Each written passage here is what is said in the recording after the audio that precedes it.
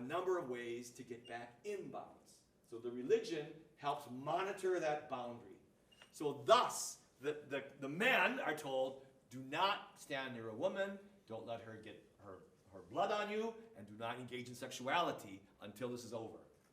Because if you do, you're out of bounds, you won't get to be there for it. You're going to be, in the red tent. You're going to be,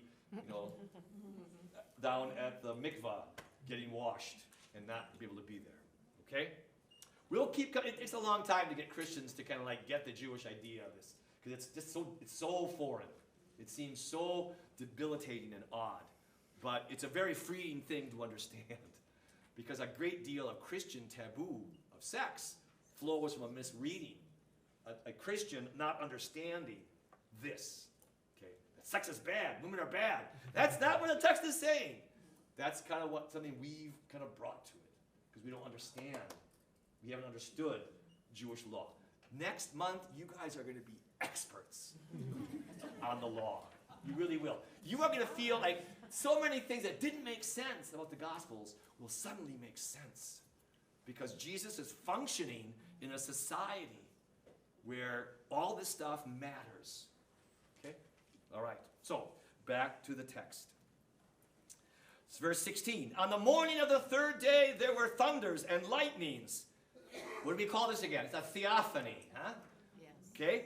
And a thick cloud upon the mountain, and a very loud trumpet blast, so that all the people who were in the camp trembled. So again, no one sees the face of God and lives. This manifestation of God is frightening to the people. Verse 18.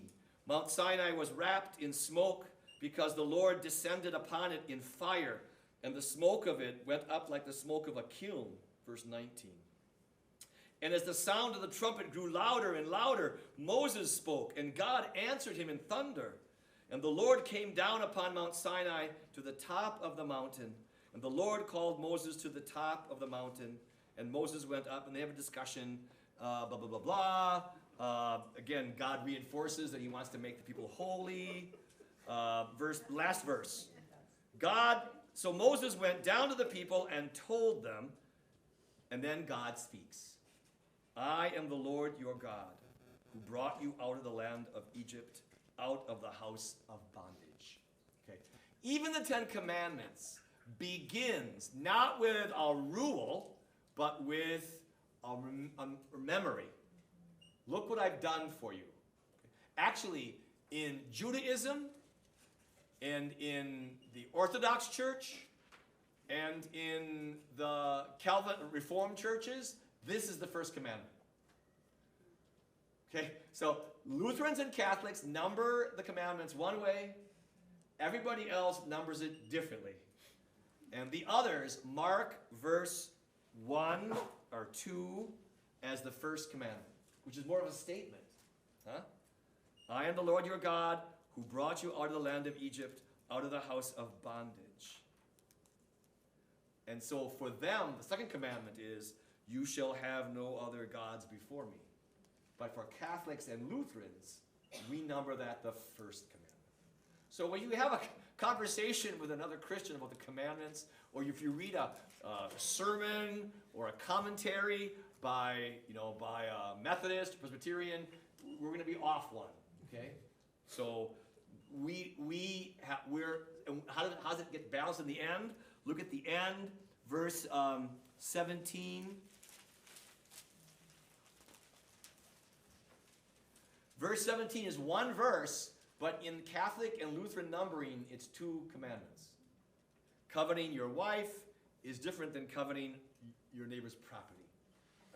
Coveting your neighbor's wife is different than coveting your neighbor's property. While in the again, Reformed and Jewish and Orthodox numbering, your wife is part of your property, and so it's just all grouped together. So here are the 10 Commandments, which you all learned as children. I would caution you, they weren't written for children. They were written for adults. Now, it doesn't mean we can't go on and expand them. Jesus did that. He took commandments and he stretched them. You've heard it said, you shall not commit adultery. I say, anybody who has a thought, of another person in their mind, sexual thought, has committed adultery in their mind. So Jesus has stretched. So we have, in Jesus, we have an example of that happening all the time. But the commandments were written and promulgated to adults, which might make a difference as how you understand them. And then we can apply them to children in a kind of a somewhat reduced sense. Okay? So, but number one is Yahweh is God alone. You shall have no other gods before me. Which suggests that the culture believes that there are other gods. So it's not strictly monotheist. Monotheist believes there's only one God, period. There is no Zeus and there is no Baal. But henotheism is my God is the God I worship and the others don't exist for me. Okay? So this is not really monotheistic yet. It's just saying of all the gods, the one we worship is Yahweh. Look at verse 4. You shall not make for yourself a graven image or any likeness of anything that is in heaven above or that is in the earth beneath or that is in the water under the earth. The word for this is an iconic. An icon, before there were computers, an icon is simply Greek for image. An iconic means no image. Judaism is an iconic. You do not have a picture of God. I so wish we Catholics had not gone down that road. I can remember as a child, I must have been traumatized by it. My parents were not great readers. They read the paper, and my mom read cookbooks, but we had a Bible, nobody read it. And my mother must have gone, she went to Catholic high school, and so she had like a Bible history book that would have been used, for ninth graders. And he opened it up. Inside was an old block print of paradise. So you see animals, and you see Adam and Eve. And then behind them, you see Jesus, on the cross. And behind him is an old man with a papal tiara and a big beard. And that's God the Father. And above him is a bird. Okay. So that Christians have Christians have felt comfortable drawing pictures of God the Father. Jews do not. Because no one can see the face of God and live. And the whole God is an old man with a white beard comes from Christian failure to keep this commandment. Okay? Now, with Jesus, it's different. In Jesus, God has taken on flesh, become human. And that's where the tradition of Christians having images of Christ comes from. But somewhere, I've never really done the history on it, somewhere Christians got comfortable, probably after Constantine became Christian, and there was this great influx of formerly pagan people who imaged their God all the time as a human being, that they got comfortable imaging God as an old man with a big beard. In the cross of the Diocesan Center is a meeting room that we use sometimes, and there are 3 pictures at the end of this, and it's a reprint of something like 14th century, but there's the bird, there's Jesus, and there's this old man with a white beard and a crown. And I'm just like, oh, even here, please, can't we just kind of, so I'm just saying, Jews used all kinds of other things. They'd use a hand. A hand would be the hand. They'd show a hand as an image of God. And they'd use God's name. Oh, what's the church? West side of St. Paul. East side of St. Paul. St. Ambrose. What's the city? Come on. Folks from Woodbury. If you ever go there, they did a wonderful thing. It's a very large church. They got a very, very, maybe a little overly dramatic crucifixion. But if you look up in the ceiling, you will find, what will you find? YHWH in big brass letters. And it's shaped like an ark. Yeah, the church is. But the idea is Yahweh's name. Okay? So yes, as I talked last time about God's name and not using God's name, and therefore, and not drawing pictures of God the Father, maybe I get with children, sometimes you struggle.